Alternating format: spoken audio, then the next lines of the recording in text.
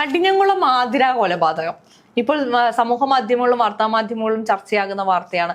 ഇൻസ്റ്റഗ്രാമിൽ പരിചയപ്പെട്ട വിവാഹിതനായ ഒരാൾ, ഡിവോഴ്സ്ഡ് ആണെന്ന് തോന്നുന്നു അല്ലെ, ഡിവോഴ്സ്ഡ് ആയിട്ടുള്ള ഒരാളുമായി ആതിര എന്ന് പറയുന്ന പെൺകുട്ടി വിവാഹിതയാണ്.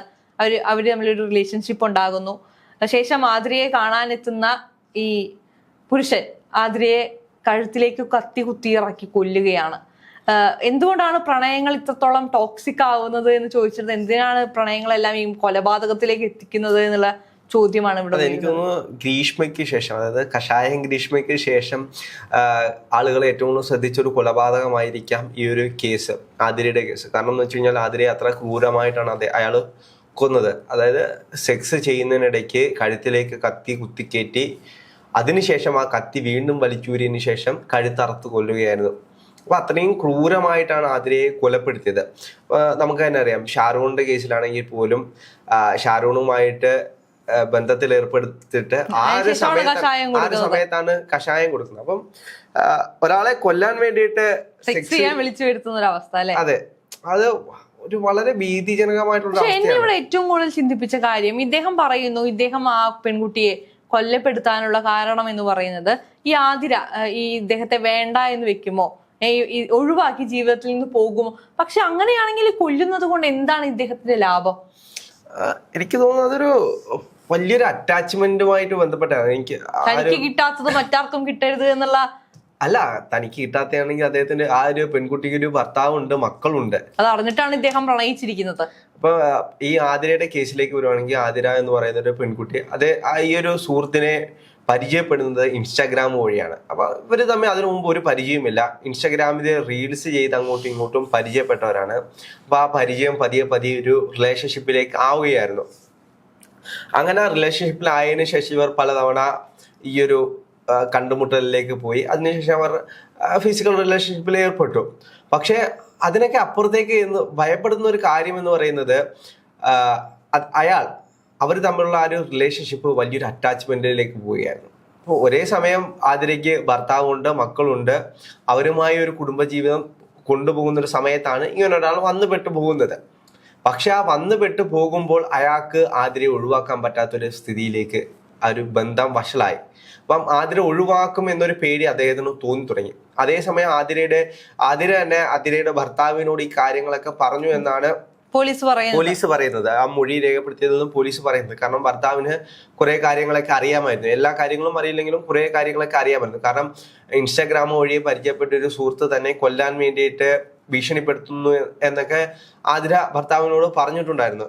എന്നിരുന്നാലും അയാൾ പറയുന്ന ഒരു കാര്യമുണ്ട്, ആതിര അത്രത്തോളം സ്നേഹം കാണിക്കുന്നതുകൊണ്ടാണ് വീണ്ടും വീണ്ടും പോയത് എന്ന്.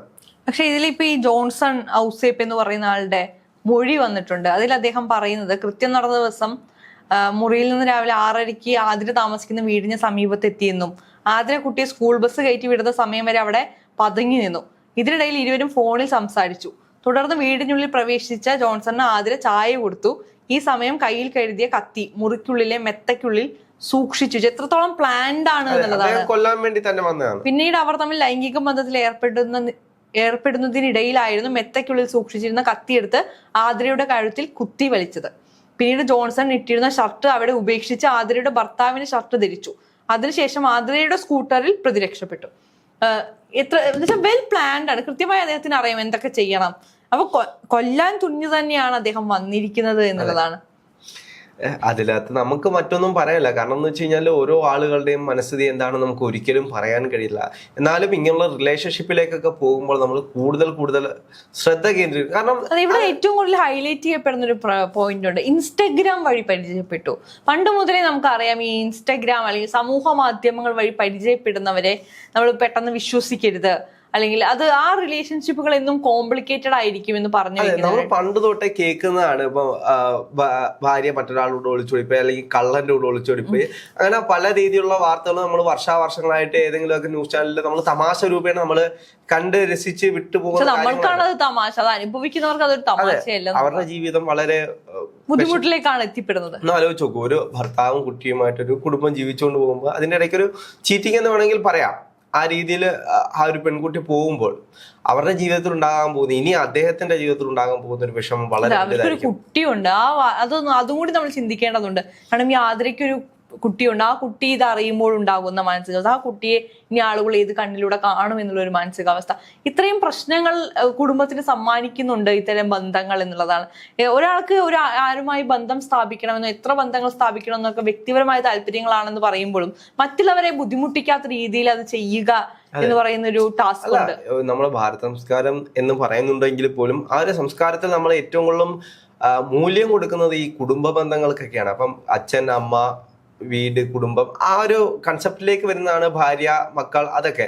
അപ്പൊ ആ ഒരു ഇതിന് വിള്ളൽ വീണ് തുടങ്ങിയിട്ടുണ്ട് എന്ന് എനിക്ക് പലപ്പോഴും തോന്നിയിട്ടുണ്ട്. ഇന്നത്തെ കാലത്ത് കൃത്യമായിട്ടൊരു കുടുംബ ബന്ധം എന്ന് പറയുന്ന ഒരു പശ്ചാത്തലം ആർക്കുമില്ലാത്ത രീതിയിലേക്ക് കാര്യങ്ങൾ മാറുന്നുണ്ട്. അപ്പൊ എല്ലാവർക്കും കാരണം എന്ന് വെച്ച് കഴിഞ്ഞാൽ ഇന്ന് തന്നെ റിലേഷൻഷിപ്പുകളുടെ പേരുകൾ മാറി പല പല റിലേഷൻഷിപ്പ്, ബെസ്റ്റി തൊട്ട് നാനോഷിപ്പ് വരെ എത്തി നിൽക്കുന്ന ഒരു കാലഘട്ടത്താണ് നമ്മൾ ജീവിക്കുന്നത്. അപ്പൊ നമുക്ക് ആരെയും കുറ്റം പറയാനും പറ്റത്തില്ല, കുറ്റപ്പെടുത്താതിരിക്കാനും പറ്റത്തില്ല. എന്ത് പറയണം എന്നറിയാൻ പറ്റാത്തൊരവസ്ഥയിലാണ് ഇന്ന് സമൂഹം തന്നെ ഉള്ളത്.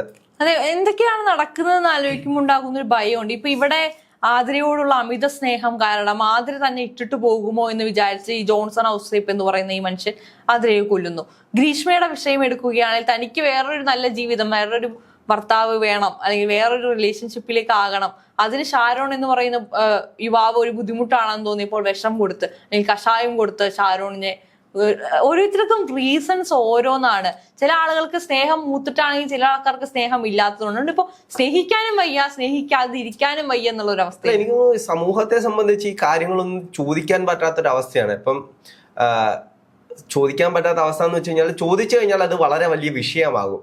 ചോദിച്ചില്ലെങ്കിലോ ഇതുകൂട്ടുള്ള ക്രൈമുകൾ കൂടിക്കൊണ്ടിരിക്കും. ഇവിടെ ഇപ്പൊ നമുക്ക് പ്രണയിക്കാൻ പറ്റില്ല. പ്രണയിച്ചു കഴിഞ്ഞാൽ ഷാരോണിന്റെ അവസ്ഥയിലേക്ക് എത്തിപ്പെടാം എന്നുള്ളൊരു നിഗമനത്തിലേക്ക് നമുക്ക് എത്താം.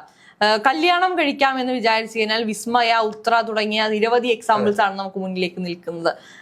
ഇനി അത് പോയി കല്യാണം കഴിച്ച് ഭർത്താവിന് പ്രശ്നമുണ്ട് എന്നാൽ ശരി ഒരു എക്സ്റ്റേണൽ റിലേഷൻഷിപ്പ് ആകാം എന്ന് വിചാരിച്ചു കഴിഞ്ഞാൽ ഇപ്പോൾ ആതിര വലിയൊരു എക്സാമ്പിൾ ആയിരുന്നു. ആതിര മാത്രമല്ല, ഒരുപാട് സംഭവങ്ങൾ ഇതിന് മുൻപും ഉണ്ടായിട്ടുണ്ട്.